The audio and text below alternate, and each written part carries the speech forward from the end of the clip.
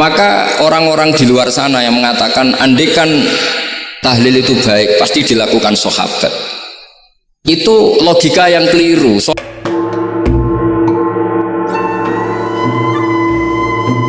Ini ku ahli sunnah ciri khasnya niku mbok wong tahu dosa kaya apa tetap dianggap Islam. Ada kelompok ekstrim khawarij sing darani wong nak dosa niku berarti wis napa kafir. Jadi itu efeknya luar biasa dari madhab-madhab itu. Lalu kenapa madhab Abul Hasan As-Sadili yang kita pilih? Karena kalau orang Islam kamu kafirkan niku mboten ketemu, cara akal niku mboten ketemu. Nggih cara berpikir kita masyhur Abul Hasan As-Sadili ngendikan wong iku nak kafir mulai cilik nganti 70 tahun. Kalau baleni malih tiyang kafir cilik ngantos 70 tahun itu kan menjadi mukmin itu hanya dengan melafadzkan apa? Syahadat la ilaha illallah Muhammadur Rasulullah. Niku hadhil kalimah satu ini. Kalimah syahadah niku saged ngilangi kekafiran 70 tahun. Artinya kalimat ini adalah kalimatun dakhala fihal kafiru al-islam atau kalimatun sara bihal kafiru musliman. Ini ngaji rileks, ini tanamkan di hati. Ini adalah kalimat yang orang kafir saja menjadi muslim, hanya sekali dilafadzkan. Masa lalu dengan kalimat yang sama tiang muslim menjadi kafir. Ini pun buatan ketemu akal. Makanya madhab takfiri, madhab gampang mengkafirkan orang itu jelas madhab yang enggak ada rujukannya sama sekali, enggak ada pegangan ilmiahnya sama sekali. Wong kafir wae jadi Islam, mosok wong Islam jadi kafir. Mau perkara tahlilan ning kuburan. Gara-gara tahlilan nyekel patok dianggap napa? Kafir. Mergo dianggap njaluk napa? Jaluk bae, jaluk kufur. Mulane dawuh Said Muhammad masyhur itu diterjemah di seluruh bahasa di dunia. Wong-wong sing ngafirno iku mbok yo sekali-kali nginceng iku ngrungokno. Lho kula nu sampean tahlil iku yo ora seneng. Kadang sing tahlil iku yo rada kurang ajar. Kula niku yen ben nak mati, nak sing tahlil nang Jepang niku ora seneng. Mergo yo rada sombong lah wong tahlil iku yo kadang rada sombong. Misale ngaten, kula kiyaine jenengan. Dongane ngene, ya Allah, ini guru saya. Ingkana musinan fazid fi ihsani. Kalau dia baik, itu ya tambahlah kebaikannya. Mosok murid muni gurune baik itu kalau itu itu kan ngenyak uang. Ini soleh-soleh permanen dianggap nopo.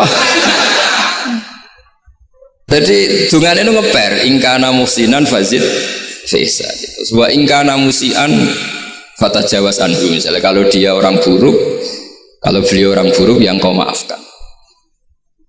Maka orang-orang di luar sana yang mengatakan andaikan tahlil itu baik pasti dilakukan sahabat, itu logika yang keliru. Sahabat gak mungkin kan nahlili Kanjeng Nabi ngendikan ingkana musinan sido kafir ngoten nggih mboten. Lah wong Kanjeng Nabi kok apike di ngendikano ingkana ini kok kafir. Wong Nabi kok ingkana andai. Saiki pertanyaannya gini.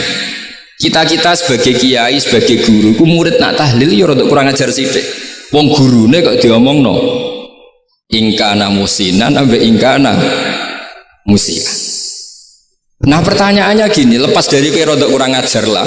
Dalam tahlil itu rada kurang ajar karena nyebut guru ora kode kana musinan tapi ingkana musinan. Maksudnya kalau sampean sebagai murid kan menapa kode kana musinan. Guru saya benar-benar orang baik, bukan ingkana andekan orang baik. Tapi ada satu kepastian bahwa ini tidak minta sama mayit. Jadi tujuan kalau kita minta mayit itu salah sama sekali. Wong kita datang ke kuburan malah memintakan ampunan untuk mayit. Kok iso darani njaluk iku piye? Ya mergo mau didelok kok adoh ketoke ngatong ya berarti njaluk. Lah ya wong fatwa kok mau berdasar inceng-incengan kok adoh niku iku ora jelas ya fatwa ngono. Paham gitu? Terus jenengan kudu yakin, enul yakin bahwa mazhab kita itu yang benar, bahwa tahlilan di kuburan tidak kafir karena tidak minta ke mayit, malah memintakan untuk mayit atau memintakan ampunan untuk mayit. Cuma redaksi sing rontok-rontok ngoten niku dikurangi lah. Nah kangge guru niku nggih. Ya dikurangi lah, dikurangi ya Allah. Jenengan Maha Pengampun, kula suwun guru kula jenengan ampuni. Jadi ampun ngangge donga sing teng salat mayit. Nah salat mayit itu kan memang ada sanatnya, memang semua bentuknya seperti itu. Tapi nek ning kuburan kula boten nate donga teng Mbah Mun ngoten. Ya Allah, ini guru saya, Engkau anugerahkan beberapa ilmu, beberapa amal yang manfaat untuk orang banyak. Kula suwun jenengan tampi. Jenengan zat sing Maha Pengampun. Jenengan ampuni. Tapi boten ngangge ingkana-ingkana ini. Angen-angen muga aku dadi kiai ini tersinggung. Murid orang ajar, mosok darani gurune apik iku andekan. Ya tapi berhubung ra paham ya alhamdulillah ya do. Tahlil yang Wali Songo ya buanter-banter nganggo mik. Lah sing kene pahammu ya rodok risi ku piye? Wali Songo darani ingkana iku piye? Wah. Dadi niku mareni nggih, mulane kula suwun nak tahlil nyewa kiai sing alim lah ben rodok bener, ben rodok bener. Tapi ampun nyewa kula mboten purun. Kula nu gak ada pondok lah, jadi mboten saya masyhur susah diundang orang kecuali yang ada hubungan guru, hubungan sarang. Karena beliau lama sekali ngajar di MGS. Beliau Gus Maksum itu lama ngajar di MGS. Jadi saya itu hanya datang di orang-orang yang pernah khidmah di sarang, terus yang pernah keluarga sepuh. Saya datang ke Jakarta ke Pak Quraisy Shihab itu ya karena Pak Quraisy itu lama sekali bikin diskusi tafsir. Akhirnya saya termasuk pengajar di pondok beliau. Jadi faktornya ya hanya karena itu, bukan yang lain. Terus kalau suwun jenengan kedah yakin kalau faham takfiri yang memudahkan mengkafirkan orang lain itu faham yang salah, karena itu bahaya. Terus bahaya kedua secara fikih. Secara fikih itu nanti repot. Kalau nanti di salah satu seminar itu sudah mau zuhur, ketemu satu narasumber yang gampang mengkafirkan orang, itu separuh masjid, kebetulan mereka banyak yang bisa ngaji itu terus gak sholat zuhur. Gak sholat zuhur. Tanya sama mereka, lu kok gak sholat zuhur ini sudah masuk waktu? Kan sholat hanya wajib untuk orang muslim, kita akan kafir. Ya karena dikafirkan tadi kan, kalau kita akan dikafirkan. Akhirnya gak kafir, sholat. Efek dari mazhab itu panjang. Kalau betul faham mereka itu betul, berarti yang sudah kafir, orang kafir itu wajib sholat enggak kan? Itu malah panjang kan, karena terus menjadikan orang Islam tidak tidak sholat. Nanti ke masjid tidak boleh, orang kafir gak boleh masuk masjid. Itu efek fikihnya panjang. Jadi kalau suwun mazhab Abil Hasan Asyadzili niku dipegang. Nah itu mazhab beliau itu implementasinya di teng kitab Hikam nih. Karena Hikam itu putu murid yang paling bisa mengimplementasikan, menjelaskan cara pandang mazhab Abil Hasan Asyadzili sing dados thariqah Syadziliyah. Terus ketiga, itu cara pandang itu detail itu jelimet, mesti sampean ora kepikiran. Misalnya begini, ketika ada orang salah jenengan marah, itu sebenarnya karena salahnya apa karena hal yang lain? Normalnya orang itu berpikir karena salahnya, itu keliru cara Abdul Hasan Asyadzili. Pasti kamu marah itu karena ada hal lain. Misalnya kita pembantu elek kriting mecahno gelas, mesti langsung gua amuk.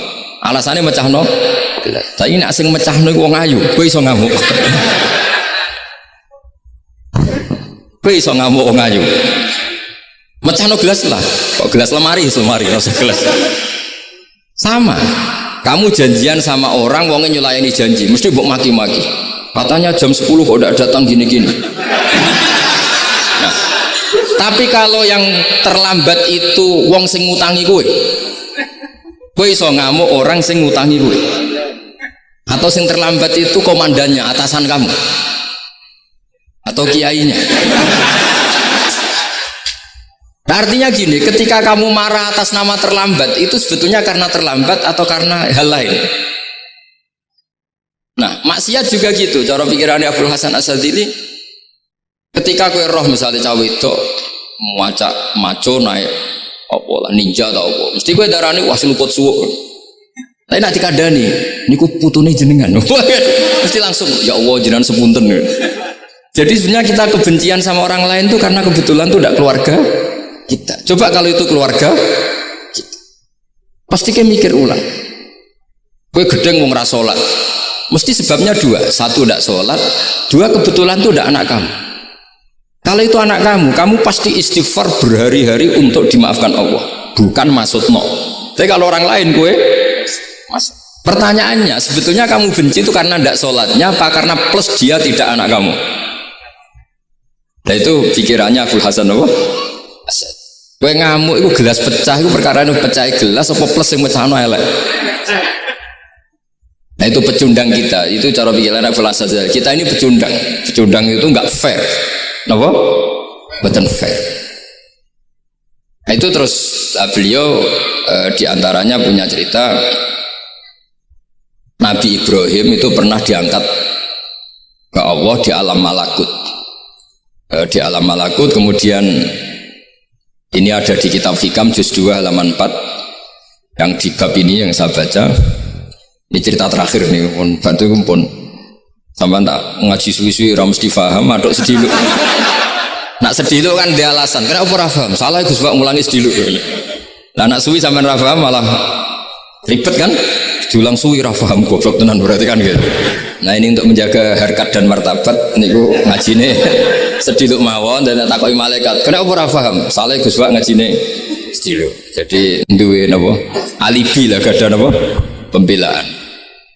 Nabi Ibrahim itu diangkat di alam malakut karena beliau seorang nabi melihat orang maksiat, ditanya sama Allah, ya Allah itu orang-orang maksiat itu makan dari rizkimu, menempati bumimu dan semua fasilitas engkau bikin. Lalu menurut kamu gimana Ibrahim? Ya bunuh saja, matikan saja. Sama Allah dituruti. Melihat lagi ada maksiat yang berbeda, selalu Nabi Ibrahim usul itu dimatikan. Jadi Ibrahim pernah jadi garis keras lagi keras sekali. Lalu suatu saat Nabi Ibrahim itu disuruh nyembelih Ismail. Disuruh nyembelih apa? Ismail. Baru disuruh nyembelih Ismail, Nabi Ibrahim tanya, loh ini anak saya ya Allah, ini samrotu fuadi, ini buah hati saya, kenapa engkau nyuruh menyembelih? Jarai ngetikane pangeran, apa kamu tidak ingat ketika tak angkat di alam malakut beberapa hambaku kamu usul supaya tak bunuh? Cara Jawa ini, cara Jepang ini raro rasani jadi aku itu pangeran sing gawe aku enak wae usul-usul kon mateni jare. Saiki gentenan, saiki anak sembelih.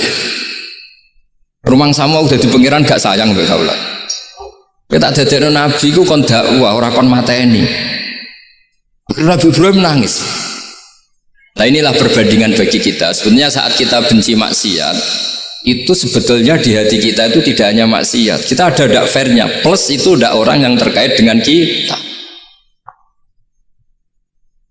Jika misalnya mau wangkel, misalnya penyanyi sing piye mau wangkel. Suatu saat penyanyi gue aku, masa gue gelem dadi bojomu, hilang mangkelmu kan.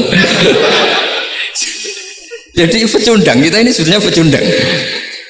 Nah, syukur-syukur memang makom kamu sudah tinggi, memang benar-benar benci karena maksiat, paribasane wayu gelembok rapi tetap mangkel. Tapi saya tidak yakin soleh-soleh seperti ini imannya sampai seperti itu tidak yakin.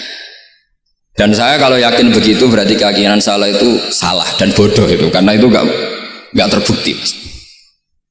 Makanya ini kita baru kalian kitab Hikam, karena ini acara ngaji Hikam kula waos. Sedikit mawon kula waos ini jawabannya Nabi Ibrahim ketika disuruh nyembelih Ismail tengah halaman 4 juz 2. Allahumma hadza waladi wa samratu fuadi wa habbun nasi ilayya. Fasami aqwa ilan yaqul ama tazkurul lailah allati sa'alta fiha ihlaka abdi. Awama ta'lamu anni rahimun bi ibadi kama anta syaqiqun bi waladik. Jadi Ibrahim anak kamu sembelih. Kata Ibrahim, ini nggak mungkin Gusti, ini buah hati saya, kenapa engkau minta ini tak sembelih? Apa kamu tidak ingat pernah mengusulkan saya menghabisi sekian hamba saya? Kalau kamu bisa sayang anak kamu, saya juga sayang hamba-hamba kue enak wewe. Mikir. Jadi makanya kalau suwon kita ini hidup harus insaf. Nak kira dia duit, iku yo mangkel tenan, loro tenan. Terus bojomu mbok kon sabar pas kowe ra ngekeki duit, iku yo ora fair. Yus ben ngamuk. Satu kelihatan cerdas. Memang kondisi nggak punya uang itu harus ditanggapi dengan marah. Masa diapresiasi. Pinter mas kowe saiki dadi wong zuhud. Wah ya ribet kan. Wes jos mas sampean saiki ra duwe dhuwit, sampean dadi wong zuhud, wong waro. Tapi ada mati bareng saiki. Jadi sebetulnya Allah bikin emosi itu andai kan boleh dibahasakan wis dipikir. Walau la dafwa inna safa'duhum bi ba'dil fasadatil ard. Jadi bumi ini sebaiknya itu diisi dengan sekian perbedaan. Tapi tidak konflik ya, perbedaan dengan konflik itu beda. Saya ulang lagi, bumi ini sebaiknya diisi dari sekian apa? Perbedaan, karena justru itu bagus. Saya itu berkali-kali bilang, andai kan tidak ada pikiran kedua, ini dunia ini sudah rusak. Harus ada pikiran kedua. Misalnya ono wong kok terlalu apik mbek kanca, mesti bojone sambat, wong gak men ngopi mbek kancane ra tau ngapi mbek bojone. Tapi kalau ngopi mbek bojone terus, mesti kancane sing sambat. Wah, jok rabi lali kanca. Ribet. Manusa itu ribet. Kados kula dugi mriki ini hormat Gus Maksum. Nggih mungkin tok ganjaran. Tapi untuk dosa sidik-sidik ninggal pondok. Jadi ya sudah. Ya mau tidak mau karena memang hidup itu tidak banyak pilihan. Ada orang sering ibadah di masjid sholat, itu ya bagus. Tapi dia pasti tidak baik dalam sistem sosial. Umpama wong soleh kabeh ning masjid, itu donya akeh sing mati. Karena tidak ada tim SAR paling murah. Loh iya kan, wong kecelakaan, itu penolong pertama itu orang yang di masjid apa sing tukang ning dalan-dalan. Artinya sing ning masjid iktikaf mesti ra duwe ganjaran nulung wong kecelakaan. Artinya ada kebaikan yang pasti nggak bisa dilakukan orang yang sedang di masjid. Andai kan yang di jalan itu orang-orang soleh itu wah dunia sebaldatun thayyibatu warabun ghafur. Loh ya betul. Nabi pernah ditanya sahabat, ya Rasulullah kita ini senengane ngegeng di jalan. Ya, kata Nabi ya sudah nggak apa-apa asal a'tut thariq haqqaha. Ya kamu memberi haknya jalan. Apa itu? Amar ma'ruf nahi mungkar. Maksudnya nahi mungkar gini. Misalnya di bus itu ada orang soleh mayoritas, itu sing nyopet ya wedi, mergo mesti ditabuki wong akeh. Kalau yang di perapatan wong soleh kabeh, sing beda wedok ya isin. Mergo sing perapatan wong soleh kabeh. Lah masalah iki ra soleh kabeh, kemari ribet kan gak soleh kabeh. Jadi sebetulnya Indonesia itu aman kalau yang di jalan itu soleh semua karena perempuan lewat gak diganggu. Ada copet gak berani, semuanya aman. Maka di Islam itu menyebut kebaikan itu jumlahnya banyak sekali. Tidak bisa kamu wah hebat-hebatnya wong sing ning masjid terus, tidak bisa seperti itu. Andai kan semua orang di masjid, nah ono kecelakaan pertama yang nolong siapa? Nah ono wong golek alamat tuh takok sapa kabeh ning jero masjid. Ribet kan? Nah, makanya ini Quran bikin aturan wala taq'udu bi kulli siratin tu'iduna wa tasudduna an sabilillah. Yang enggak boleh itu duduk di jalan sambil mengganggu atau mengancam hal-hal yang baik. Tapi kalau duduk di jalan justru membantu hal-hal yang baik, maka ini disyariatkan oleh Jadi ini kita harus mulai mikir ya. Jadi walhasil ngendikane kitab hikam, bayangkan yang maksiat itu anak kamu, istri kamu. Pilihan kamu itu memaafkan dan minta dimaafkan oleh Allah. Tapi ketika orang lain kamu minta supaya dilaknati Allah, ini tidak fair. Jika kita diajari guru-guru kalau minta ampun ighfirli wali walidayya wali jami'il muslimina wal muslimat, masih dikata wali jami'il muslimina wal muslimat wal mu'minina wal mu'min. Itu filosofi yang luar biasa, kata jami' semuanya ya Allah engkau maafkan. Bukan keluarga saya tok, siapapun yang berkontribusi terhadap Islam ini engkau maafkan.